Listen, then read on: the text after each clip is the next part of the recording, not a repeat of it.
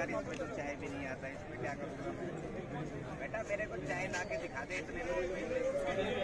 आ भीमशिला में सांजे तमने दर्शन कराव्या था ने, आ भीमशिला जो आ तमने ऊपर मंदिर देखाय छे अने आडे जो आ रीते शिला छे ने आडी आई गई थी अने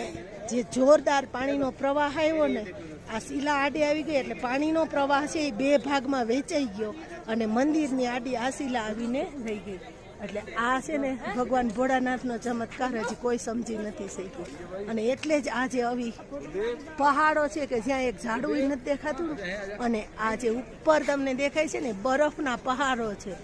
આ પહાડો બાજુમાં જ છે અને આટલી ઠંડી પડે છે તોય અહીંયા માણસો હમાતું નથી, એટલું ભગવાનના ભોળાનાથના ભક્તો આજે દાદાના દર્શન કરવા આવ્યા છે।